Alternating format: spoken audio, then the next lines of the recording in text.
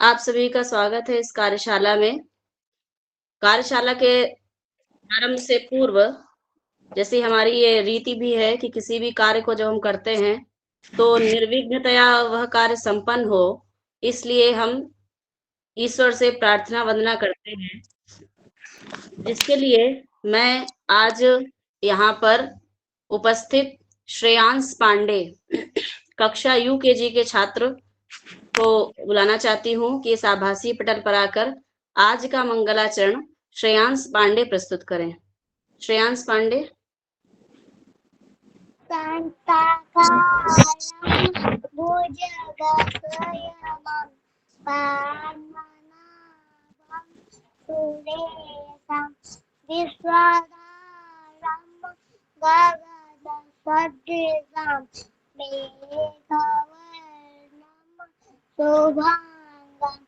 लक्ष्मीकान्तं कमलनयनं योगी गम्यं वन्दे विष्णुं भवभयहरं सर्वलोकैकनाथं यं ब्रह्मा वरुणेन्द्ररुद्रमरुता शृण्वन्ति दिव्यैस्तवै वेदैः साङ्गतदक्षमुपनिषत् गायन्ति यं सामगा ध्यानावस्थितततगतेन मनसा पश्यन्ति यं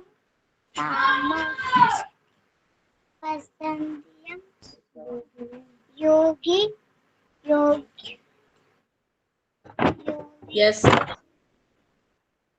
यस्यान्तं न विदुर्लभगुणगणा देवाय तस्मै नमः वसुदेवसुतं देवं कान्तिचारुणवल्लभं देवकी परमानन्दं विष्णुं वन्दे जगद्गुरुम्। बहुत बहुत धन्यवाद श्रेयांश पांडे जी। आप सभी का एक बार पुनः स्वागत है इस 30 दिवसीय कार्यशाला में, जिसको आयोजित कर रहा है विक्रमाजीत सिंह सनातन धर्म महाविद्यालय एवं जगत गुरु रामभद्राचार्य दिव्यांग राज्य विश्वविद्यालय चित्रकूट, इन दोनों के संयुक्त तत्वावधान में यह 30 दिवसीय कार्यशाला संस्कृत भाषा प्रवीणता के नाम से आयोजित हो रही है, जिसमें विगत कई दिनों से आप सभी ज्ञानार्जन कर रहे हैं। आज भी हम ज्ञान अवश्य प्राप्त करेंगे। इसके लिए उससे पूर्व मैं भावी डॉक्टर आनंद श्रीवास्तव जी से निवेदन करती हूँ कि वह कृपया आभासी पटल पर आकर आज की मुख्य वक्त्री का स्वागत परिचय प्रदान कर कार्यक्रम को गति प्रदान करें। आनंद जी। धन्यवाद सुकृति जी। आभासी पटल के माध्यम से मेरा आपको और हमारी मैम को, दोनों लोगों को सादर प्रणाम।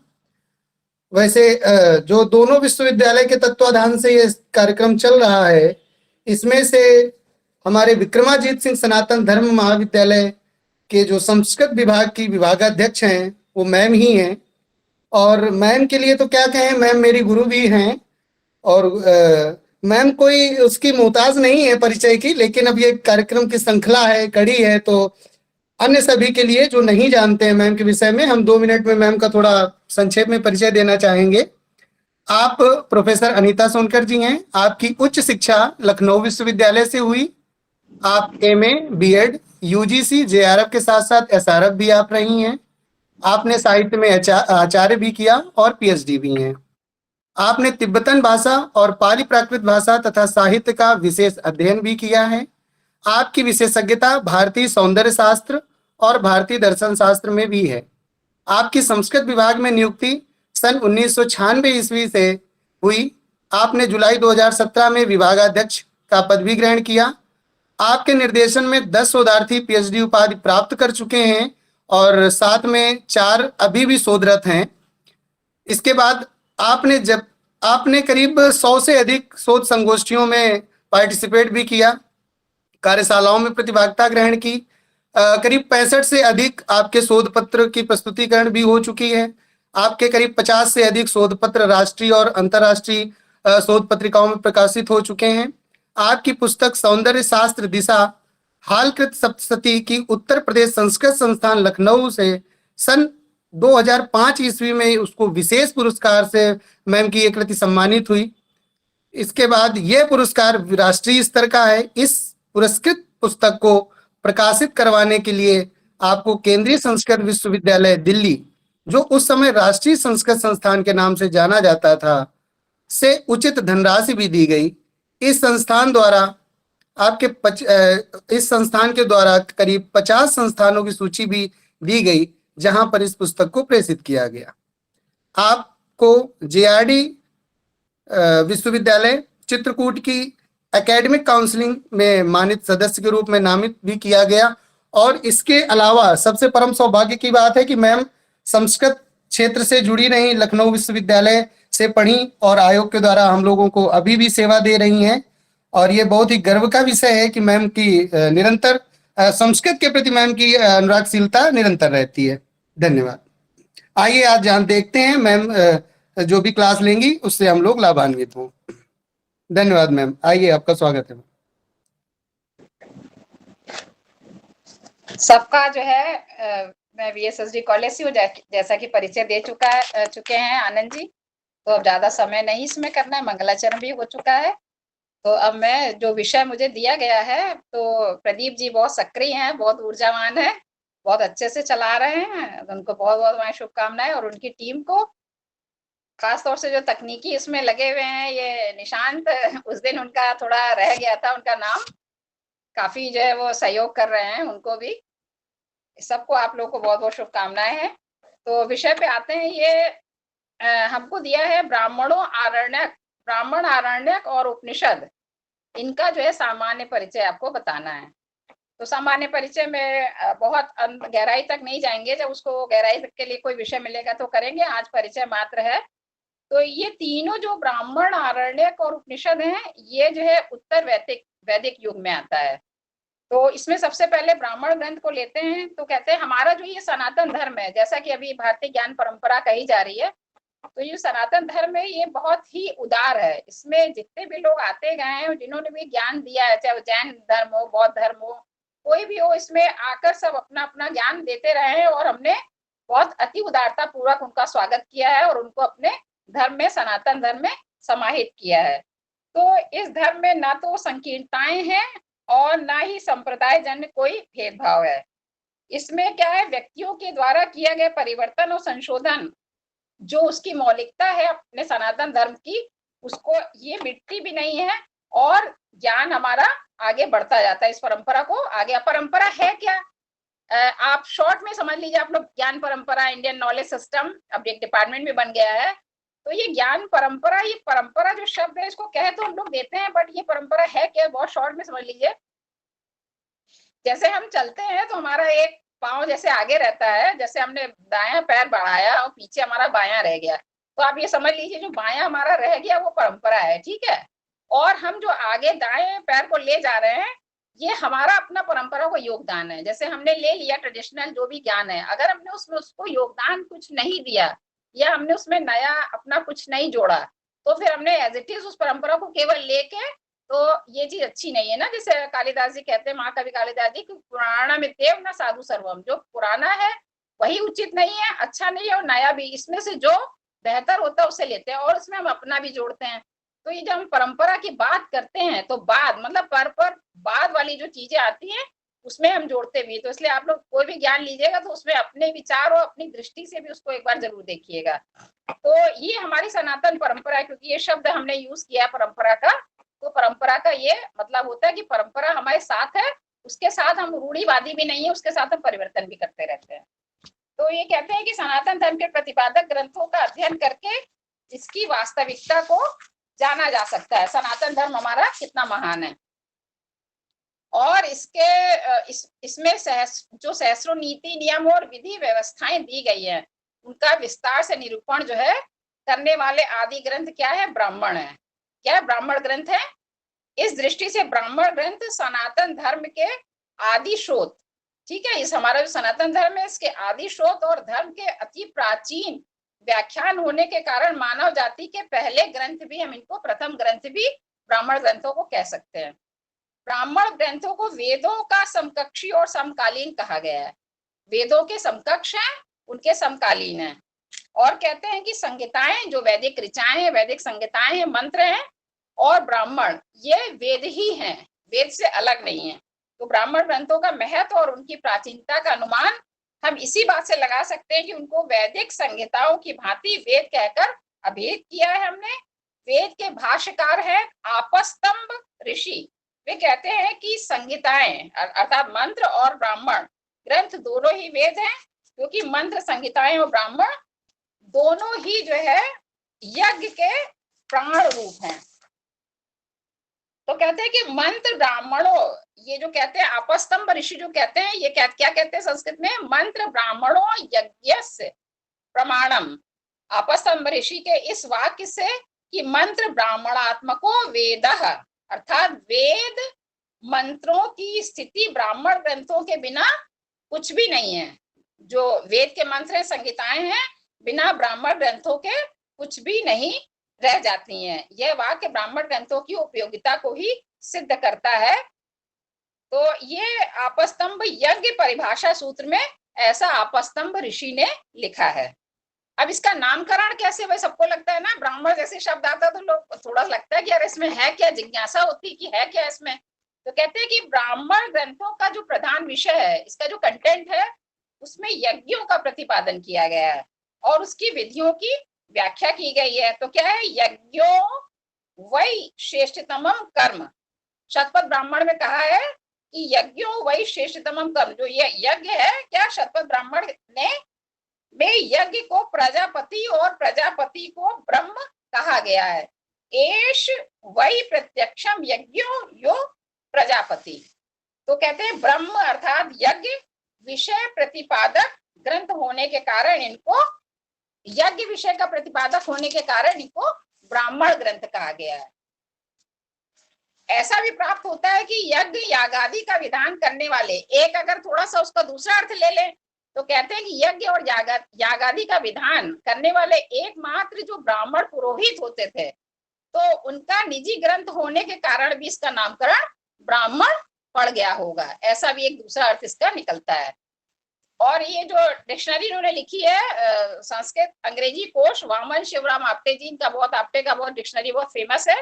तो इन्होंने इसका अर्थ दिया कि वेदों का वह भाग जो विविध वैदिक यज्ञों के लिए वेद मंत्रों के प्रयोग के साथ नियमों, उनकी उत्पत्ति एवं विवरणपूर्ण व्याख्या का कथन करता है, तथा जिसमें समय समय पर सुविस्तृत दृष्टांतों के रूप में, कहते हैं दृष्टांत भी दिए जाते हैं। दृष्टांत में क्या देते हैं, परंपरागत जो हमारी कथाएं आ रही हैं और कहानियां, उनको भी इसमें ब्राह्मण ग्रंथों में शामिल करते हैं। ब्राह्मण ये जो है, ये शब्द इन्होंने वामन शिवराम आप्टे जी ने ब्राह्मण ये कहा कि ये ब्राह्मण ग्रंथ कहलाते हैं।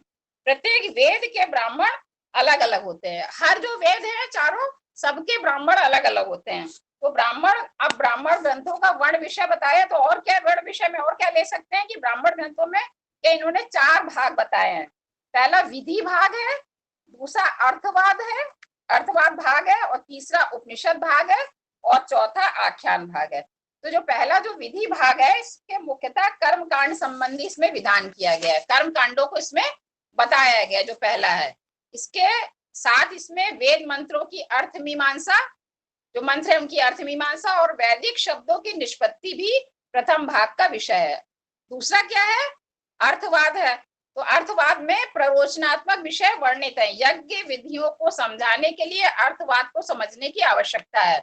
अब अर्थवाद क्या है, कहते हैं कि अर्थवाद उन निर्देश वाक्यों को कहते हैं जिनमें यज्ञ के विधानों का उल्लेख है। यथा कोई सा यज्ञ करना है तो उससे ये करोगे तो ये फल मिलेगा, ये करोगे तो ये फल मिलेगा। तो ये जो है हमको बताते हैं कौन, अर्थवाद वाला जो भाग है। तो इसके लिए कहते हैं मीमांसाकार जैमिनी होंगे, मीमांसाकार हैं, तो उन्होंने अर्थवाद के भी 3 भेद कर दिए। जो दूसरा इनका भाग है अर्थवाद, उसके 3 भेद किए हैं, गुणवाद, अनुवाद और भूतार्थानुवाद। कहते हैं इनमें भूतार्थानुवाद जो है उसके भी जो है 7 भागों में उसको विभाग कर दिया गया है। क्या है कि स्तुत्यर्थवाद, फलार्थवाद और सिद्धार्थवाद, निरर्थकवाद, परकृति, पूरा कल्प और मंत्र। तो विधि का अनुकरण और निषेध की निंदा करने वाले वाक्यों को अर्थवाद कहते हैं। ब्राह्मण और फिर तीसरे नंबर पे ये अर्थवाद हो गया। फिर तीसरे नंबर पे आता है उपनिषद ग्रंथ। तो कहते हैं कि जो ये उपनिषद भाग है, जो इसका तीसरा, कहते हैं इसमें ब्रह्म तत्व के विषय पर विचार किया गया है। चतुर्थ जो है वो क्या है, आख्यान भाग है। तो आख्यान जैसा कि आप जान ही रहे हैं कि इसमें प्राचीन ऋषि वंशों, आचार्य वंशों और राजवंशों की, ऋषि वंश और क्या है, ऋषि वंश, आचार्य वंश और राजवंश, इनकी कथाएं जो है इनमें वर्णित हैं। अब क्या है कि अब इसका महत्व क्या है, हम क्यों पढ़े इसको? तो कहते हैं ब्राह्मण ग्रंथों की एक बड़ी विशेषता है कि ऐतिहासिक दृष्टि से सनातन धर्म के सामाजिक, धार्मिक और नैतिक जीवन के विकास की परंपरा का पता चूंकि हमें लगाना है, उस पता लगाने के लिए उसमें अनुसंधानों उपयोगी पर्याप्त प्रामाणिक सामग्री इसमें हमें मिल जाती है। अनुसंधान के लिए भी ये बहुत ही उपयुक्त है। तो आप कहते हैं कि प्रत्येक वेद के अपने अपने अलग, जैसा कि हमने कहा कि अपने अपने अलग ब्राह्मण है चारों के, तो 1130 वैदिक संहिताओं के उतने ही ब्राह्मण ग्रंथ भी थे, जिनमें संप्रति इस समय 18 ही उपलब्ध हैं। ब्राह्मण ग्रंथ कितने उपलब्ध हैं? 18।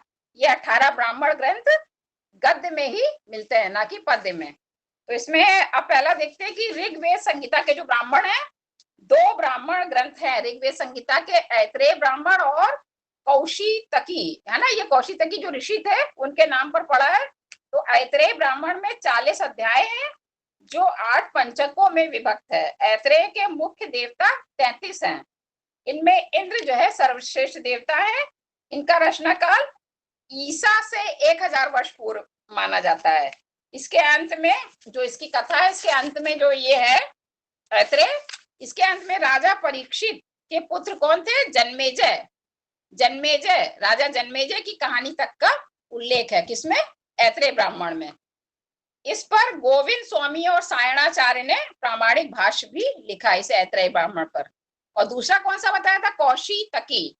तो क्या, या इसको शांखायन भी कहा है, लेकिन आप कौशितकी मानिए क्योंकि दोनों ऋषि अलग है, शांखायन अलग है। तो कौशितकी ब्राह्मण, इसमें 30 अध्याय हैं और ये एक ही व्यक्ति की रचना है। और क्या है, यज्ञ की श्रेष्ठता तथा शास्त्रीय व्याख्या का विस्तृत प्रतिपादन करना इनका उद्देश्य है।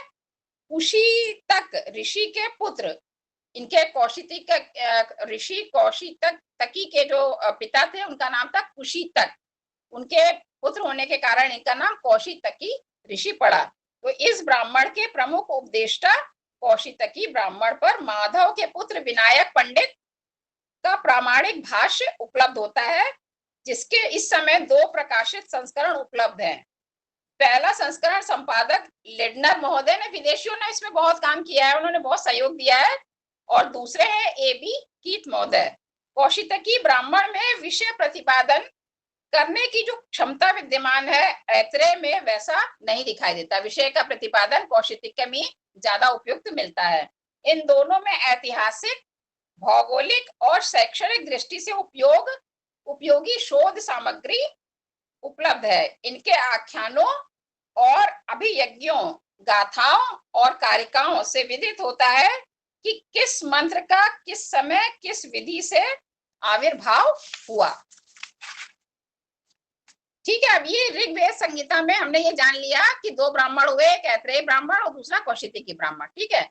अब आते हैं दूसरा यजुर्वेद संहिता के ब्राह्मण। तो कहते हैं यजुर्वेद की कृष्ण और शुक्ल शाखाएं हैं। थोड़ा जल्दी कर दें, नहीं तो अभी आरण्यक उपनिषद पे भी आना है। तो कहते हैं यजुर्वेद संहिता के ब्राह्मण, यजुर्वेद संहिता की कृष्ण और शुक्ल शाखाएं हैं, ये आपको पता होगा। ठीक है। यजुर्वेद की संहिता ब्राह्मण और अनुक्रमणिका में कोई भेद नहीं है।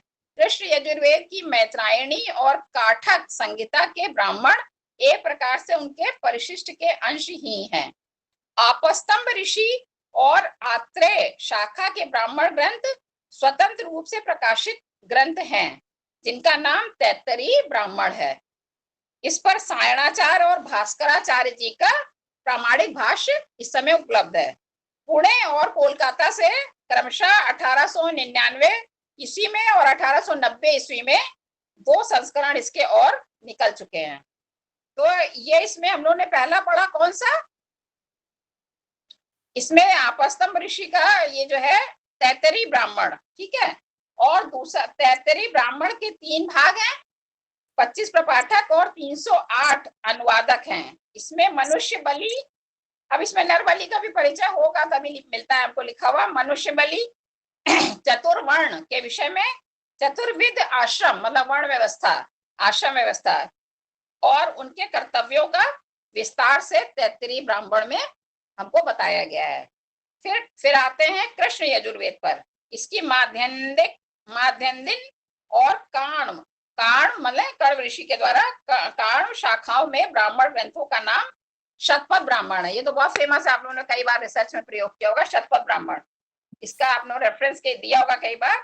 ये जो शतपथ ब्राह्मण है ये बहुत ही क्रमबद्ध है, क्रमबद्ध और व्यवस्थित, क्योंकि वही अच्छा भी रिसर्च करता है आप लोगों में, जो बड़ा क्रमबद्ध और व्यवस्थित करता है ना, इधर उधर का नहीं जोड़ना है, बोला क्रमशः अच्छे से करता है। तो इसी तरह से शतपथ ब्राह्मण भी बहुत ही क्रमबद्ध और व्यवस्थित है। इसमें अब इसका नाम कैसे पड़ा, क्योंकि इसमें 100 अध्याय हैं और अतः शतपथ कहा जाता है। तो मतलब 100 जिसके रास्ते हो, जो 100 रास्ते या 100 मार्ग बताता हो, ऐसा जो है, इसीलिए इसका नामकरण शतपथ ब्राह्मण पड़ा। तो इसके 14 कांड हैं। शतपथ ब्राह्मण के प्रथम 5 कांड और अंतिम 14वें कांड के रचनाकार महर्षि शांडिल्य हैं। और इसके सायणाचार्य सहित 3 भाष्यकार भी हैं। इनमें 33 देवताओं का शतपथ ब्राह्मण में उल्लेख किया गया है। और इसका ऐतिहासिक महत्व भी है। इसमें इतिहास को कला के रूप में स्वीकार किया गया। देखो कला का उसमें मिलता है, देखिए शतपथ ब्राह्मण में इसमें इतिहास को कला के रूप में स्वीकार किया है। यह ब्राह्मण सबसे बड़ा है, शतपथ ब्राह्मण सबसे बड़ा है। इसमें 12,000 ऋचाएं, 8,000 यजु और 4,000 समय हैं। कहते हैं महाभारत के अनेक उपाख्यान जो प्राप्त होते हैं उनका मूल ये शतपथ ब्राह्मण ही है। ठीक है, महाभारत में जितने उपाख्यान प्राप्त होते हैं, कहते हैं राम कथा और कद्रु सुपर्णा की कथा की युद्ध कथा, पुरुरवा उर्वशी बहुत फेमस है जैसा कि आपने सुना होगा, का प्रेमाख्यान और अश्विनी कुमारों की कथा के अतिरिक्त और भी ऐतिहासिक महत्व के प्राचीनतम उल्लेख इस शतपथ ब्राह्मण में हमें प्राप्त होते हैं। और बाल गंगाधर तिलक जी ने और पावगी महाराज ने जो है इसे 2500 ईसा पूर्व की रचना, इसको जो है शतपथ ब्राह्मण को माना है। ठीक है, अब ये हो गया, आया समझ में, ये हो गया ना। यजुर्वेद हम लोगों ने इसके जो ब्राह्मण थे उसको पढ़ लिया। इसके बाद हम आते हैं तीसरे नंबर पे, सामवेद संहिता के जो ब्राह्मण हैं उनको हम देखते हैं। तो सामवेद की 3 संहिताएं उपलब्ध है, कौथुमी, जैमिनी और राणायणीय। तो कौथुमी जो संहिता के ब्राह्मण ग्रंथ 40 अध्यायों में विभक्त है। इन 40 अध्यायों में विभाजित 5 ब्राह्मणों के नाम हैं, तांड ब्राह्मण, षड्विंश ब्राह्मण और क्या है, अद्भुत ब्राह्मण, मंत्र ब्राह्मण और छांदोग्य ब्राह्मण। छांदोग्य ब्राह्मणों का एक अंश दैवत ब्राह्मण के नाम से भी प्रचलित है। यही छांदोग्य उपनिषद भी है। ठीक है, तांड ब्राह्मण में महत्वपूर्ण ऐतिहासिक उपाख्यान और समाज शास्त्र विषयक सामग्री है। किसमें? तांड ब्राह्मण में। फिर सायण जो है, इनके तांड ब्राह्मण के भी सायणाचार्य मुख्य भाष्यकार हैं। सायण ने बहुत काम किया है भाष्य, वेदों पे भाष्य और इस पे सब। वृत्ति और इसकी जो वृत्ति है वो हरि स्वामी ने लिखी है।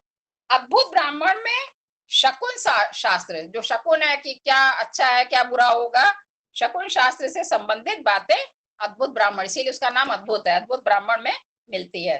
तो सामवेद में जैमिनी संहिता, ठीक है, अभी तो कौथुमी था, क्या है जैमिनी संहिता के कहते हैं कि उसके भी 2 ब्राह्मण मिलते हैं, जैमिनी ब्राह्मण और उपनिषद ब्राह्मण।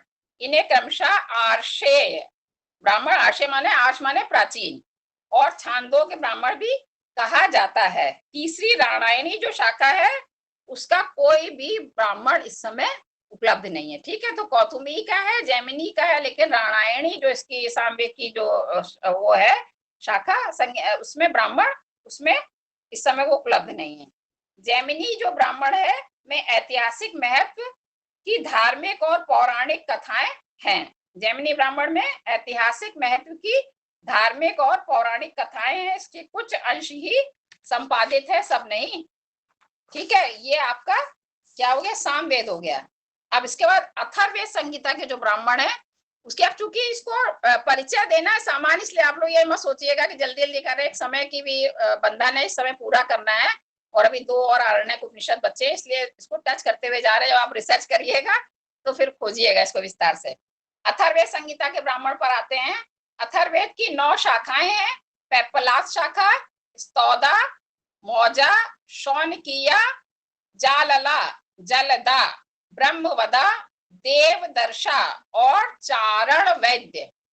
अथर्ववेद संहिता के ब्राह्मण ग्रंथ का नाम गोपद है। गोपद ब्राह्मण बहुत प्रसिद्ध है, आप लोगों ने सुना होगा। तो इसके संहिता के ब्राह्मण ग्रंथ का नाम गोपद ब्राह्मण है। इसमें 2 कांड हैं जो 11 अध्यायों में विभक्त किया गया है। यह ब्राह्मण वेदांत श्रेणी का ग्रंथ है। इसमें कुछ अंश शतपथ का लिया गया है और कुछ तांडके से उद्धृत किया गया, और कुछ अंश बाद के रचित जो कि ग्रंथ हैं उनको जोड़ा गया, किसमें, गोपथ ब्राह्मण में। ठीक है, ये अथर्ववेद संहिता का एक ही है इसमें, ये गोपथ ब्राह्मण। अब ये ब्राह्मण ग्रंथों को क्यों पढ़ें, इसकी क्या उपयोगिता है, तो कहते हैं कि जो सांसारिक जो क्रियाकलाप के साथ आध्यात्मिक विषय का गंभीर चिंतन भी होना चाहिए। यज्ञ, कर्म फल, पुनर्जन्म आदि के विश्वास की बातें ब्राह्मण युग से ही प्रारंभ हो गई थी।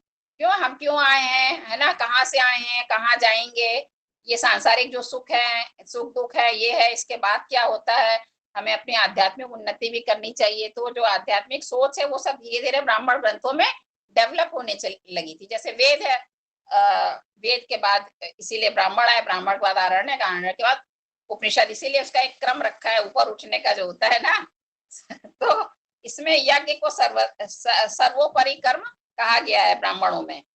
यज्ञो वै श्रेष्ठतमं कर्म, यह कहा गया है कि यज्ञ करने से पाप मिट जाते हैं।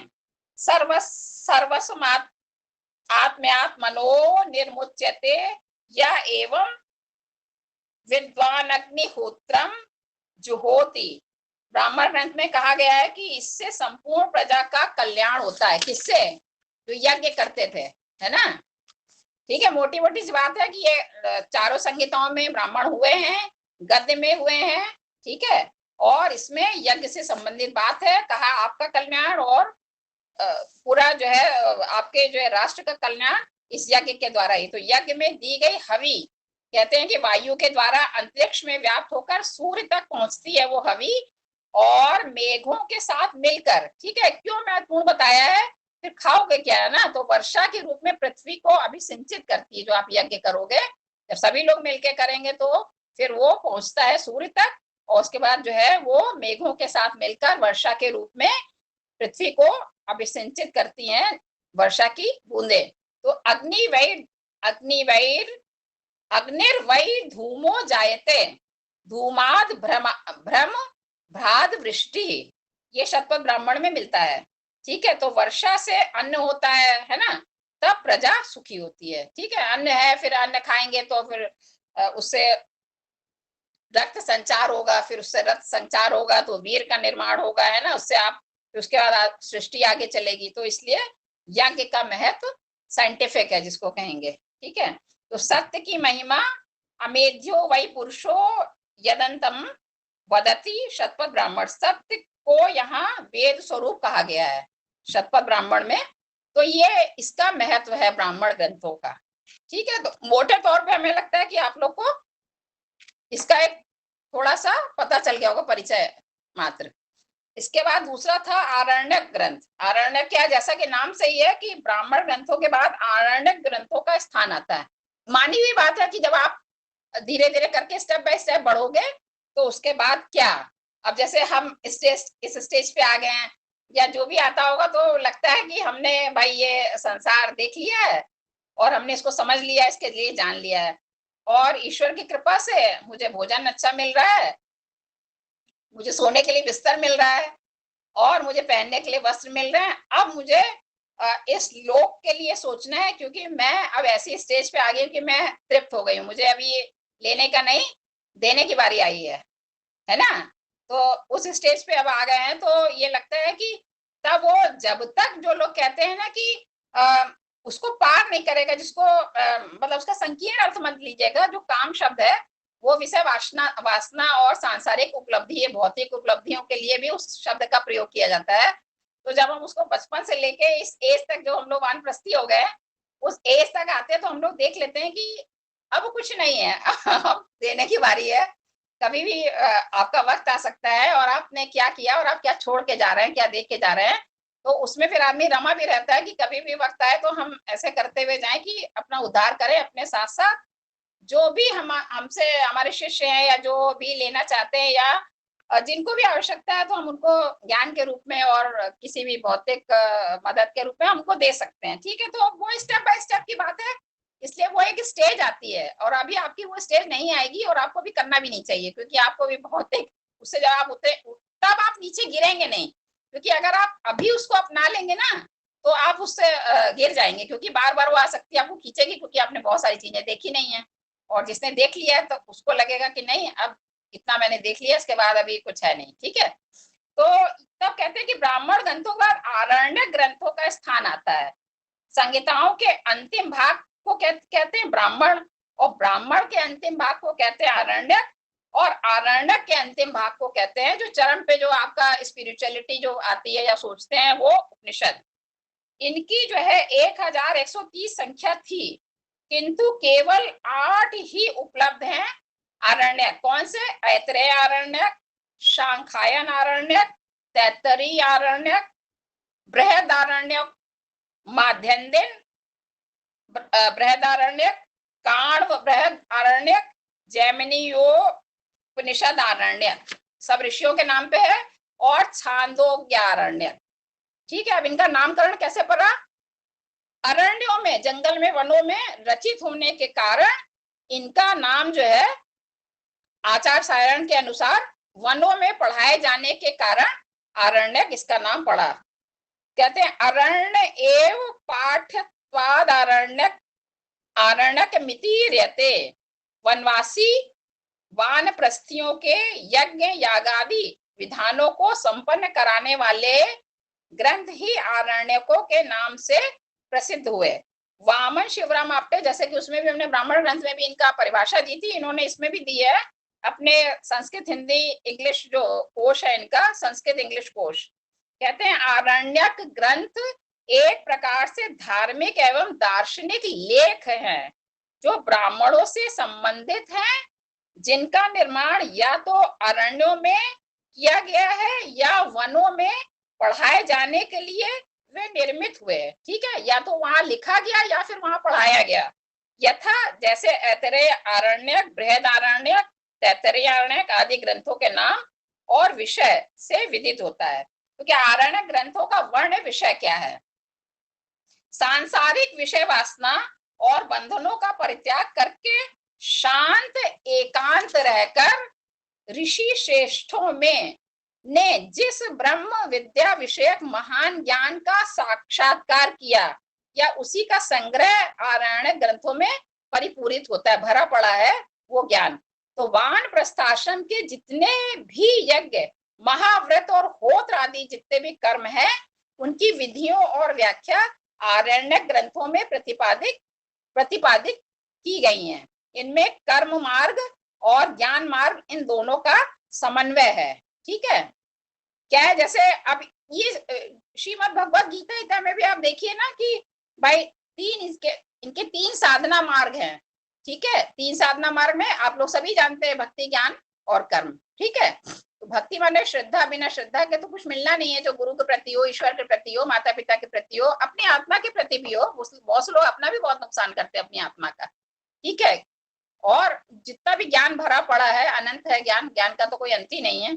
उसके प्रति श्रद्धा एक शॉर्ट में बता देते हैं। और कर्म का, बिना कर्म के तो कोई बच नहीं सकता, जो अंत भी होगा तब तक कर्म ही करते रहिए आप, कर्म को तो छोड़ना नहीं है कभी। और ज्ञान है ना, ज्ञान अनंत है, ठीक है, उसको लेते रहिए। तो ये कहते हैं कि ये इसका समन्वय है, ये कहते हैं इनमें कर्म मार्ग का, किसमें, आरण्यक में। एक चीज और याद आई कि जैसे श्रीमद् भगवद गीता में एक ये कहते हैं कि योग है ना, इसको योग जोड़ देते हैं, कर्म योग, भक्ति योग, ज्ञान योग। तो ये योग शब्द है, ये आपको निष्प्रिय रहने के लिए है कि कीचड़ में कमल की तरह रहना। जो भी आप कर्म कर रहे हो वो योग का मतलब वो ईश्वर से जुड़ा हुआ है, उसको आप समर्पित करते जा रहे हो बिना आसक्ति के, इसलिए वो योग शब्द लगाने की जरूरत पड़ी है, ठीक है। और इन तीनों का जो एक वो कहते हैं कि एक योग, वो कहते हैं श्री कृष्ण भगवान की इन तीनों योगों से भी कोई श्रेष्ठ योग है, ठीक है। वो कहते हैं क्या है, वो समत्व योग है, जिसपे हम लोग ध्यान नहीं देते। हम लोग इन्हीं तीनों योगों की चर्चा करते हैं, कहते हैं इस रास्ते से सफलता मिलेगी, ज्ञान से, भक्ति से, कर्म से, लेकिन नहीं, तीनों का संवेद रूप लेकर अगर हम नहीं चलेंगे, ज्ञानी भी होंगे, श्रद्धा भी होगी और कर्मठ भी होंगे, तो आपको मिलेगी सफलता। लेकिन लड़खड़ा जाओगे तब, जब आप, तब वो कहते हैं कि समत्व सबसे श्रेष्ठ क्या है, श्री कृष्ण भगवान कहते हैं समत्व योग। ये समत्व योग क्या है, ये समता की भावना हम में पैदा करता है, जाति धर्म इत्यादि से ऊपर उठकर पशु पक्षी मनुष्य सब में अपनी एक आत्मा का जो दर्शन करता है, और ईर्ष्या द्वेष राग इन सब से बिल्कुल, जब अपने को बिल्कुल क्या कहते हैं, काम को क्रोध मद लोभ है ना, सब नाथ नरक के पंथ, ठीक है। तो ये जब ये जो इन सब विषय वासनाओं से जब हम ऊपर उठ जाते हैं, तब वो समत्व योग आता है। हमने और एक शब्द का उन्होंने गीता में और प्रयोग किया है, उन्होंने कहा है क्या, उसको, अच्छा उसको बाद में बताते भी याद आ जाएगा। तो आप लोग इस चीज को ध्यान रखिएगा, बहुत बहुत छोटी, चूंकि अब प्रसंग आ गया था इसलिए उसको बताना जरूरी था। इसको चीज को बहुत अच्छे से समझ लीजिएगा, कभी ये मत सोचिएगा इस रास्ते से जाएंगे, उस रास्ते से जाएंगे, उस रास्ते से जाएंगे, तीनों को साथ लेके चलिए। और समत्व योग का ध्यान रखिए, क्योंकि हमारी पीढ़ी से ऊपर वाले थोड़े सोच में संकीर्ण थे, थोड़े हम लोग थे। अभी जो आप लोग के हाथ में हम लोग दे रहे हैं ना, हम लोग बहुत बड़ा परिवर्तन देख रहे हैं कि आप लोग बहुत भेदभाव को बहुत मिटा रहे हैं। और मुझे बहुत सोच के अच्छा लगता है, जब मैं इस चीज को देखती हूँ तो लगता है कि उसमें मेरा भी योगदान है, हम लोग का भी योगदान है। तो आप बच्चों से हम लोग को बहुत उम्मीद है, क्योंकि हम लोग को, हम अपने लिए नहीं सोचते, अपने एसडी कॉलेज के लिए भी नहीं, हम राष्ट्र के लिए सोच के अपना लक्ष्य बनाते हैं, है ना। ये कोई हम नेता की भाषा नहीं है, ये हमारे एक गुरु कह सकता है जो अपने बच्चों को, कि उन सब समत्व को लेकर जब आप चलेंगे तो आपको वाकई आनंद आएगा। क्योंकि देते रहना, भाई ईश्वर तो सबको दे ही रहा है सारी चीजें, लेकिन आपको भी, आपके भी कुछ कर्तव्य होते हैं जो आपको देना होगा। जो हमारे जितने भी महात्मा हुए हैं, आदि शंकराचार्य जी, विवेकानंद जी, महात्मा बुद्ध जी, महावीर स्वामी जी, जितने भी हुए सबने, आप देखिए सारा ज्ञान अर्जित करने के बाद सब लोग के लिए आ गए, देने के एक पोजीशन पे आ गए। लेकिन आप अभी नहीं, आपकी अभी उम्र नहीं, आप अभी भटक जाएंगे। अगर आप अभी देने के उसमें आएंगे तो नहीं, पहले अपनी सामर्थ्य जुटाइए और तब आप उसमें उस रूप में उतर कर आइए, ठीक है। अभी बाबा भी नहीं बनना है अभी आपको, अभी तो आपको अभी भौतिक उन्नति प्राप्त करनी है और आसक्ति रहित होकर, ठीक है। तो कहते हैं कि अब जो है ये ऋषि श्रेष्ठों में ने जिन ब्रह्म विद्या विषयक महान ज्ञान का साक्षात्कार किया या उसका संग्रह अरण्य ग्रंथों में परिपूरित है, बता चुके हैं, ठीक है। तो ये कहते हैं कि ऐत्रेय और कौशिक तकी दोनों के अरण्य ग्रंथों के पहले भाष्यकार सायण और शंकर हैं। अब उपनिषद साहित्य पे आते हैं, तीसरे पे। तो कहते हैं कि उपनिषद वैदिक भावना के विकास रूप है, ठीक है। जो वैदिक समय हमने शुरू किया था, तो उसके जो ये बहुत ही विकसित रूप है वेदों का। क्योंकि उस समय तो केवल यही था कि भाई कृषि होती थी, आदमी कृषि में जब जो भी अनाज होता था उस पर्व को, ईश्वर को, सृष्टि को समर्पित करता था, यज्ञ करता था, प्रसन्नता पूर्वक रहता था, है ना, मनोविनोद करता था, ये सब चीजें होती थी उसमें। लेकिन स्टेप बाय स्टेप उसने भौतिक उन्नति भी की और आध्यात्मिक भी। तो कहते हैं उपनिषद वैदिक भावना के विकास रूप है। उपनिषद युग भारतीय विचारधारा की पराकाष्ठा का युग रहा है। इस युग में नए अन्वेषण, ठीक है। अन्वेषण क्या है, जैसे कि अब आप देखिए कि उसमें एक प्रसंग मिलता है, कौन सा, जिस उपनिषद में होगा कि उसमें ये कहते हैं कि जो जल है ना, जल में विद्युत है, उपनिषद में ये एक वाक्य ऐसा आता है कि जल में विद्युत है। भाई जल तो शांत है, लेकिन विद्युत जल से बनती है, तो वो उसमें छिपा हुआ है, वो विद्युत उसमें छिपी हुई है ना। तो ये कहते हैं कि बहुत ही वैज्ञानिक तरह से इन्होंने कहा, अन्वेषण है ना, नई मान्यताएं और नए चिंतन हुए, जीवन जगत और ब्रह्म विषयक जिन गूढ़ ग्रंथियों का समाधान एवं महती जिज्ञासाओं का स्पष्टीकरण इस युग में हुआ। देखिए, हम लोग वैज्ञानिक नहीं बन सकते, इसलिए क्योंकि आप लोग करो ना करो, लेकिन मुझे पूर्व जन्म और परजन्म में विश्वास है। मुझे ऐसा लगता है मैंने जन्मों तक जो भी काम किया है वही परिणाम लेके मैं जन्मी हूँ। वो लक्षण मेरे बचपन में दिखे होंगे, उसी के हिसाब से मैं आगे बढ़ी हूँ। और मैं जो आज मेहनत करती हूँ, 1 सेकंड बोलती हूँ, 1 सेकंड का फल बनता है, 1 सेकंड का बनता है, एक बनता है, और एक आपकी मृत्यु होती है, फिर वो अगले स्टेप में शुरू हो जाता है। तो ये जो आप लोग का जो आईफोन है या कोई भी फोन है, उसका जो वर्जन आता है ना बना हुआ, तो हमारा भी वर्जन आएगा, आपका भी आता है ना। और अच्छे से खाएंगे पिएंगे, टेंशन नहीं करेंगे, तो आपके चेहरे का भी वर्जन आएगा, है ना। गुरु और माँ मैं तो फिर वो लूटा पिटा जैसा भी है वो वर्जन आप अपने आप से बनाओगे, और कोई नहीं बनाएगा, क्योंकि गुरु जो माँ इसके ऊपर एक श्लोक कहना चाहूंगी, अगर अनुमति मिले तो। हाँ हाँ बिल्कुल आ गया।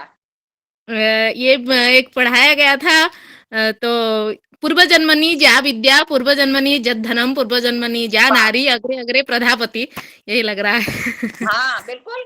तो आप अपना वर्जन हर सेकंड बनाते हैं, ये नहीं है कि वो कर कुछ और रहा है, मेरा तो ये परिणाम आ गया, ये आपका ही वो है, लेकिन फिर भी फल तो मेरे हाथ में नहीं है, हम लोग के कर्म करना ही है। तो आप लोग इस चीज का ध्यान रखिएगा। और ये भव सागर है, ये सब रिजल्ट बन के सब उसमें जाएगा पूरा, जो आपका जो हम लोग का पुरुषार्थ चतुष्टय है, जो परम लक्ष्य जो बनाया गया है, उसके लिए ये सब हम लोग कर रहे हैं, है नहीं।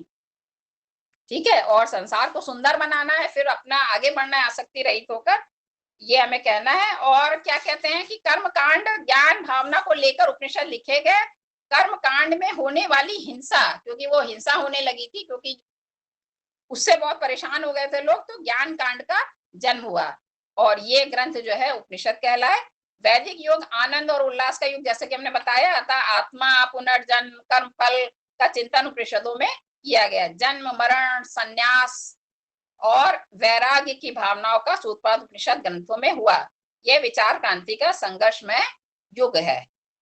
हाँ, हम एक बात जो हम कह रहे थे वो बात रह गई थी। हम ये कह रहे थे हम लोग वैज्ञानिक नहीं बन सकते, बट हम लोग एक साइंटिफिक टेम्पर, जो एक शब्द यूज होता है, उस साइंटिफिक टेम्पर को लेके कोई भी कार्य अगर करेंगे तर्क शक्ति से जुड़कर या वैज्ञानिक सोच के हिसाब से, तो उसका जो रिजल्ट है वो हमारा उस तरह से अच्छा आएगा। चाहे वो हम एक लेख भी लिख रहे होंगे, कुछ भी कर रहे होंगे, तो वो अच्छा आएगा। इसलिए हम लोग वैज्ञानिक नहीं बन सकते, लेकिन कोई भी काम अपना वैज्ञानिक सोच के साथ अगर करेंगे तो हमारा रिजल्ट बहुत अच्छा आएगा। वो वैज्ञानिक सोच क्या है, मुझे लगता है वो स्टोरी बता देनी चाहिए। मैं अक्सर बताती हूँ, रिपीट करने में मुझे कोई हर्ज नहीं लगता, मुझे लगता है बता भी देना चाहिए, क्योंकि हमारी जनरेशन आगे आती जाती, तो हम ये सोचते हैं जो हमें आता है उसे भी आता होगा। लेकिन अगर हर जनरेशन बार बार बीए क्लास के बच्चे आ रहे हैं, एमए के आ रहे हैं, तो हम लोग जैसे पाठ्यक्रम को दोहराते हैं। इसीलिए हम लोग को अपने विचारों को भी ये नहीं सोचना चाहिए कि मैं जानता हूँ तो वो भी जानता होगा, ऐसा नहीं है। तो क्या था, एक शॉर्ट में बता दे रहे कि एक वन था, उस वहां पर बांस के पेड़ लगे हुए थे, ठीक है। तो वहां से प्राचीन समय था, तो यात्री सब गुजरते रहते थे, ठीक है। तो हवा चलती थी, तो उसमें से आवाज आती थी, सीटी जैसी आवाज आती थी, तो लोग सर पे पैर रख के भाग जाते थे कि अरे भागो भैया, भूत आ गया, भूत आ गया। तो ऐसे ही रोज होता रहा। तो उनमें से एक ऐसा व्यक्ति था जिसकी वैज्ञानिक सोच थी, साइंटिफिक टेम्पर था, वो व्यक्ति वहां से निकला। तो उसने कहा नहीं, मैं तो आज सामना करके ही रहूंगा, देखता हूँ ये होता क्या है इसमें।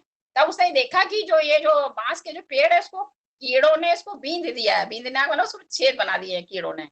तब जब ये हवा चलती है तो इसमें से मधुर ध्वनि निकलती है, ना कि ये भूत है। तो तब ये से बांसुरी का इजाद हुआ, बांसुरी बनी। तो ऐसे वैज्ञानिक, अभी न्यूटन, भाई सेब तो रोज ही गिरता था ना, उसके नीचे गुरुत्वाकर्षण न्यूटन ने सोचा, तो आप भी सोच सकते हैं। तो हमारा ये कहना कि हम लोग बड़े हवाई जहाज और मेट्रो और ये सब चीजें नहीं बना सकते, लेकिन हम लोग कोई भी कार्य का निष्पादन करें या कोई ऐसी कुर्सी पे भविष्य में बैठे, तो हमारे वैज्ञानिक सोच होनी चाहिए और तर्क सहित होनी चाहिए, इससे कल्याण होगा। और बहुत सारे पूर्वाग्रहों से रहित होकर हमें कार्य करना चाहिए।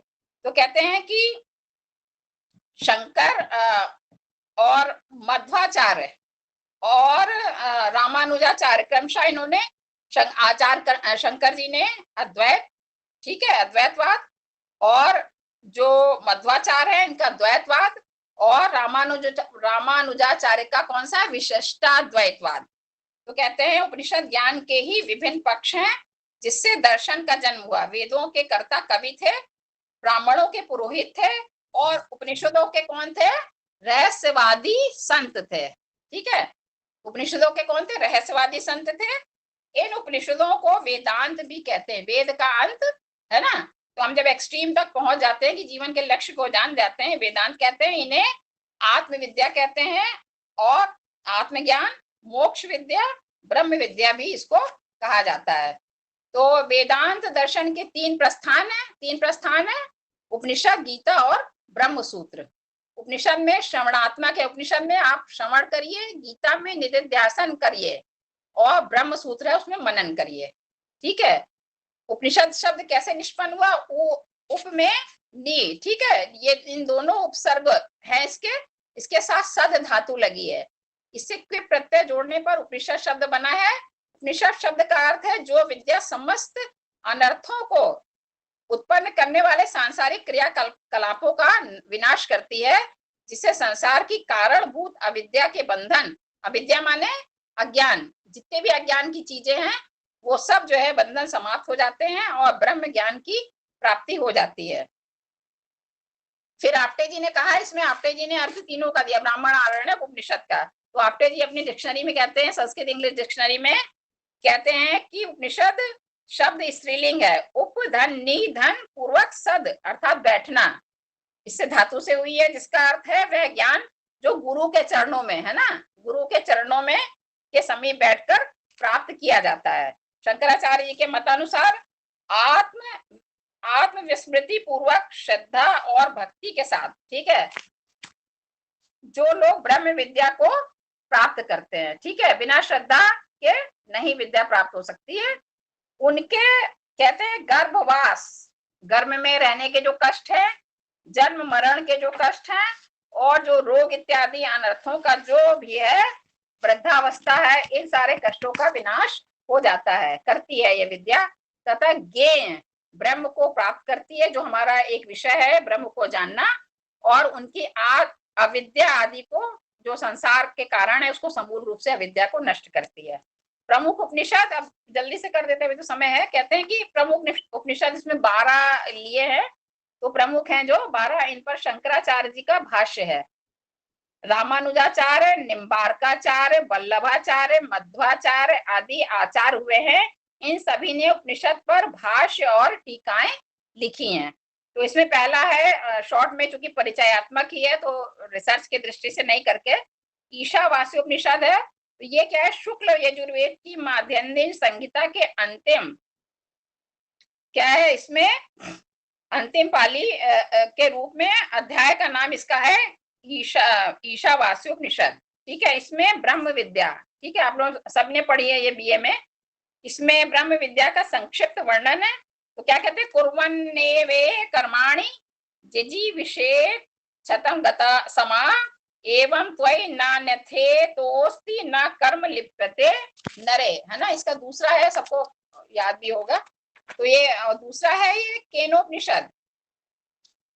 इसमें सामवेद की जैमिनी शाखा के ब्राह्मण ग्रंथ के 9वें अध्याय के केनोपनिषद, उसको केनो कहा गया है, केनोपनिषद। इसके 8 अध्याय हैं, और इसमें क्या है, अंतःकरण की शुद्धि के लिए कर्म और उपासना पर इसमें बल दिया गया। क्या अंतःकरण की शुद्धि कैसे होती है, कर्म करिए और उपासना करिए, मतलब ईश्वर के प्रति श्रद्धा रखिए। और 9वें अध्याय में ब्रह्म तत्व का प्रतिपादन किया गया है। फिर है कठोपनिषद, ये भी आप लोगों ने कोर्स में पढ़ी है। आप लोग ये जान लीजिए कि कोई भी गवर्नमेंट या कोई कोर्स में पाठ्यक्रम में आपकी ये गीता, उपनिषद, इन सब ग्रंथों को क्यों रखती है ना, ये आप लोग उसको मतलब मोक्ष से जोड़ के या कुछ है, इस जीवन में भी सफल होने के लिए, अगर कोई आईएएस बन रहा है, पीसीएस बन रहा है, उसके सिलेबस में भी है, आपके सिलेबस में भी है। तो इंसान बनाने के लिए आपको, और आप जो हमारी सांसारिक जो कष्टों की जो चुनौतियां हैं उनको अच्छे से, उनको कोई आईएएस अधिकारी है या हम लोग भी अपनी कुर्सी बैठे हैं, भी रोज नई नई समस्याएं पैदा होती हैं, उनको हम लोग अगर इन ग्रंथों को ना पढ़े तो हम लोग को नींद की गोलियां खानी पड़े, ठीक है। तो इतना वर्कलोड है, इतना काम है, सारी चीजें, तो हम लोग चूंकि इस विद्या को पढ़ रहे हैं इसलिए उसको हंसते हंसते हम लोग कहते हैं कि नहीं, ये कोई आज जो हमारी समस्या आई है ये हमारी अंतिम समस्या नहीं है कि हम इसी में मर ही जा रहे हैं, एक समस्या में मर जाएंगे तो लगेगा ये मत करो, इसको पार करो, इसका सोल्यूशन निकालो कुछ। तो ये इसलिए इस पाठ्यक्रम में बहुत सूझबूझ करके आईएएस में, पीसीएस में, एमए में, बीए में सब में रखा गया कि हम अपनी आध्यात्मिक उन्नति तो करेंगे, साथ में जो जीवन की हमारी चुनौतियां और जो कष्ट है उसको पार करने के लिए भी इन उपनिषदों को पढ़ाया जाता है। तो क्या अब कठोपनिषद है, कहते हैं कृष्ण यजुर्वेद की कठ शाखा का ये अंश है। इसमें क्या उद्दालक ऋषि जैसा पढ़ा था कि उन्होंने विश्वजीत यज्ञ किया था, उसमें बूढ़ी गायों को दान दे रहे थे। उनका पुत्र जो नचिकेता था कहने पिताजी आप ये बूढ़ी गाय दे रहे हैं, बार बार जब वो यही टोकने लगे कहने लगे मैं तुझे यमराज को दे दूंगा। तो ये कहते हैं कि यज्ञ की कथा से इसका आरंभ होता है। ब्राह्मण अतिथि नचिकेता द्वारा, ये बाद में उनके पास चले जाते हैं ना यमराज के पास, तो यमराज कहीं गए होते हैं तो बाहर ही बैठे उनका इंतजार करते हैं। तो अतिथि का बाद में वो उनसे क्षमा याचना भी करते हैं कि आपको बाहर हमारे घर के बैठना पड़ा। तो नचिकेता द्वारा यमराज के से प्रार्थित 3 वर का जो है इसमें 3 वर उन्होंने मांगे थे। तो क्या पहला तो उनका यही था कि आप लोग को भी सीखना चाहिए कि हमारे माता पिता अगर मान लीजिए कोई गलती भी होती है तो हमको ये नहीं कहना चाहिए उनसे ये गलती होगी, उनके प्रति हमारा श्रद्धा होनी चाहिए। क्योंकि नचिकेता के पिता ने कहा कि मैं तुझे यमराज को दे दूंगा और यमराज के पास चला भी गया नहीं, लेकिन सबसे पहले उसने यही कहा कि मेरे पिताजी को क्षमा कर दीजिए, है ना। तो ये आचरण की जो शुद्धि है ये सब आप लोग को ये सब सीखना चाहिए, इसीलिए ये सब चीजें कोर्स में आपके रखी जाती हैं। तो कहते हैं कि नचिकेता ने तीसरा वर जो है क्या मांगा, ब्रह्म विद्या, है ना। बहुत होशियार था वो बालक कि उसको छोटे मोटी चीजों से उसको वो नहीं था। वो कह रहे थे यमराज जी ये ले लो हमसे, ये ले लो, ये ले लो, कहने नहीं मुझे तो वही ब्रह्म विद्या ही चाहिए, वो आप दीजिए हमको।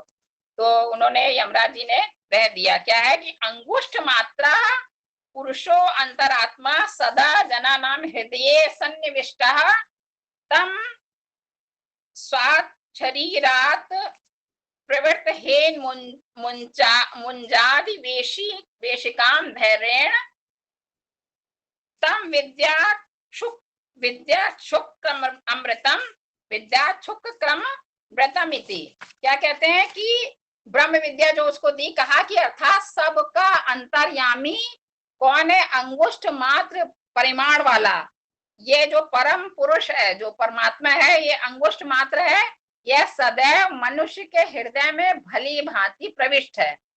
क्यों प्रविष्ट है, आप लोग को लगता होगा ना जब भाई ये मैं काम कर रहा हूँ लेकिन एक अंदर से आवाज आ रही है कि नहीं ये उचित है, ये अनुचित है, ये उचित है, ये अनुचित है ना। ये कोई एक और बैठा रहता है जो ये कहता है कि ये उचित है अनुचित है, ये अंदर से कोई आवाज आती है। तो कहते हैं ये अंगुष्ठ रूप में परिमाण वाला, इतनी इसकी परिमाण है, ये परम पुरुष जो है सदैव मनुष्यों के हृदय में भली भांति जो है प्रविष्ट है।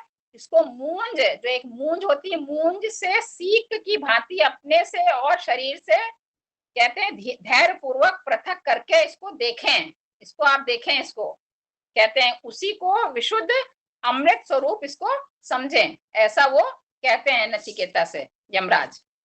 फिर ये है प्रश्नोपनिषद। हाँ, वो जो एक गीता वाला हमारा रह गया था जिस शब्द को हम बताना चाह रहे थे, एक जो टेक्निकल जो टर्म है क्या उसका, स्थित प्रज्ञ है ना, स्थित प्रज्ञ।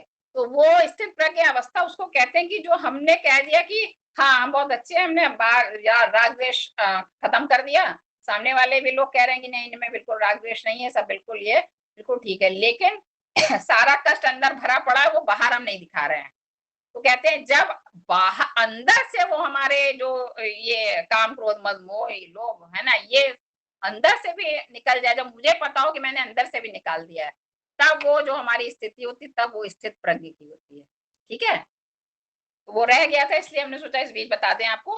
अब चौथा है प्रश्नोपनिषद, जैसा कि है नाम से ही अथर्ववेद की पिप्पलाद संहिता के ब्राह्मण ग्रंथ के एक भाग का नाम है। पिप्पलाद ऋषि द्वारा भारद्वाज के पुत्र सुकेशा, शिवी के पुत्र सत्यवान, कौशलवासी आश्वलायन, विदर्भवासी भार्गव, कात्यायन और कबंधी नामक 6 ऋषियों के ब्रह्म विद्या विषयक पूछे गए प्रश्नों का उत्तर इसमें दिया गया है, और यह गद्य प्रधान है। इसमें गद्य ज्यादा है, ठीक है, मतलब वृत्तियां ज्यादा है इसमें।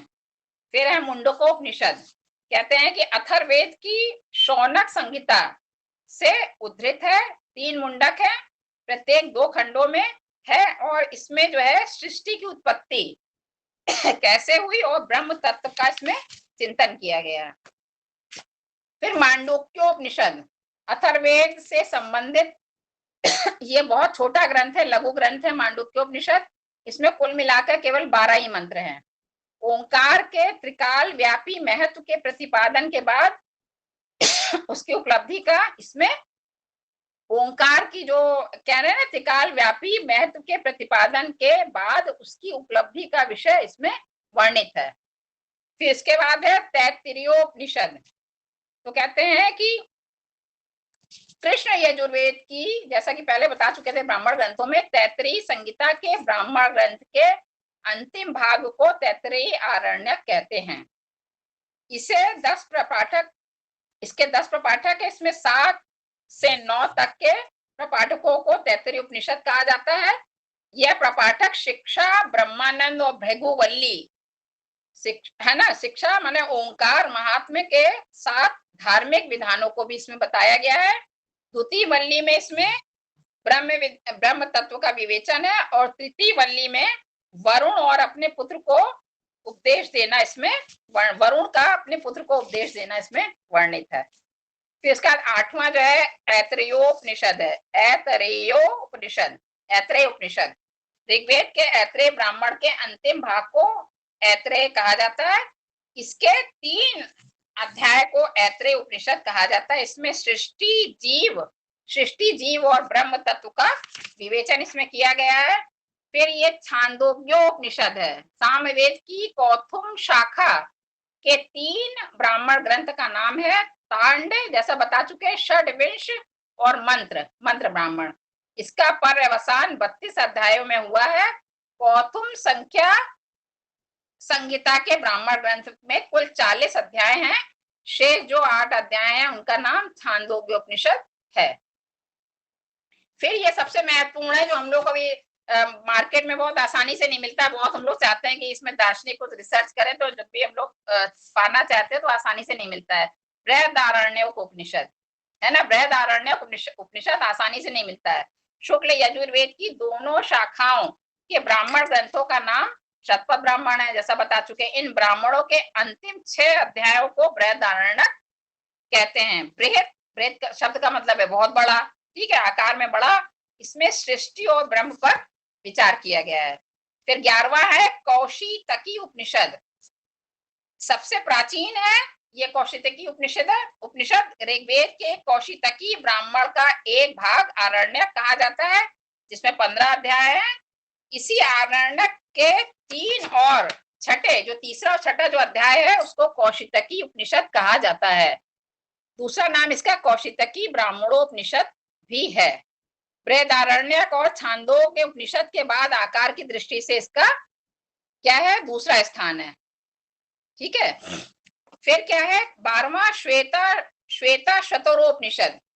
ये कृष्ण यजुर्वेद के श्वेता ब्राह्मण का एक भाग श्वेता शतरोपनिषद है। यह ब्राह्मण ग्रंथ उपलब्ध नहीं है, इस समय ब्राह्मण ग्रंथ नहीं उपलब्ध है। इस उपनिषद में 6 अध्याय हैं। इसमें ब्रह्म विद्या विषयक गंभीर बातों को सरल तरह से और बहुत ही सुंदर तरह से इसको बताया गया है, और कवित्वपूर्ण भाषा में इसको समझाया गया है। कहते हैं वेदांते परमम गुह्यम पुरा कल्पे प्रचोदितम न प्रशांताय दातव्यम न पुत्राय शिष्याय व पुनः।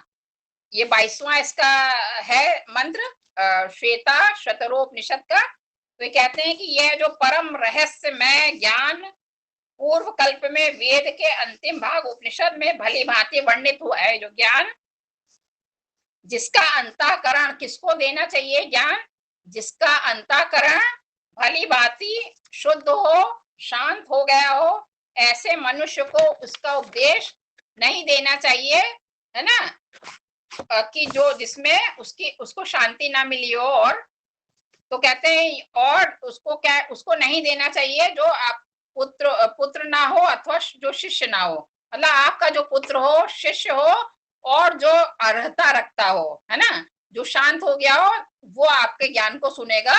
तो ऐसे पात्र होते हैं जिनको आप इसका ज्ञान देना चाहिए। ऐसा श्वेतरोपनिषद में दिया है कि इस ब्रह्म विद्या का ज्ञान किसको देना चाहिए। अब उपनिषदों की वास्तविक संख्या क्या है? तो कहते हैं मुक्तिकोपनिषद में 108 उपनिषद के नामों का उल्लेख है। और ये जो अडियार लाइब्रेरी है मद्रास में, इसमें भी एक संग्रह प्रकाशित हो चुका है जिसके कई भाग हैं। इनमें लगभग 179 उपनिषद आए हैं। 179 उपनिषदों के नाम इसमें मिलते हैं। गुजराती प्रिंटिंग प्रेस मुंबई से प्रकाशित उपनिषद वाक्य महाकोश में 223 उपनिषद ग्रंथों की नामावली है। और इसका महत्व इससे हम जान सकते हैं कि जो अकबर थे और इनका जो पौत्र थे दारा शिको, इन लोग को बहुत इससे प्रभावित हुए थे उपनिषदों के ज्ञान से। तो दारा शिको ने जो है इसका मजमा उल बहरैनी, इसका मुंडकोपनिषद का उन्होंने जो अनुवाद किया फारसी में, उसका नाम रखा मजमा उल बहरैनी। और उसके बाद उन्होंने उपनिषद का और उपनिषदों का भी उन्होंने फारसी में अनुवाद किया। तो इस प्रकार से इसका ये बहुत ही सामान्य सा परिचय किया। और बहुत अच्छा लग रहा है कि वो संस्कृत विभाग और हमारा विभाग, हमारा कॉलेज, जो कि कहेंगे कि जैसे आप लोग लक्षण ग्रंथ पढ़ते हैं आचार्य मम्मट को, तो आचार्य मम्मट ने जो है काव्य प्रकाश में लिखा है कि वो ना गंगायाम घोषा लक्षणा का जब परिभाषा देते हैं तो हम कहते हैं कि गंगायाम VSSD कॉलेज, तो गंगायाम घोषा है ना, गंगा में घोषों की बस्ती है, क्योंकि उन घोषों में उसके अंदर रहते नहीं है, लेकिन उनकी जो शीतलता और पावनता पूरी वही गंगा जी की आ जाती है। तो कहते हैं ये वही हो गए, मान लो उसमें रहते हैं। इसलिए हम उसी VSSD कॉलेज के संस्कृत विभाग से हैं, जो प्राकृतिक वातावरण से जुड़ा हुआ है और गंगा जी के तट पे बना हुआ है। तो मुझे ऐसा लगता है कि कुछ हम लोग अलग है, कुछ विशेष बात है हम में। तो ऐसे VSSD कॉलेज की एक प्रतिनिधि होने के कारण मैं आप सभी का बहुत ही जो है स्वागत करती हूँ, अभिनंदन करती हूँ।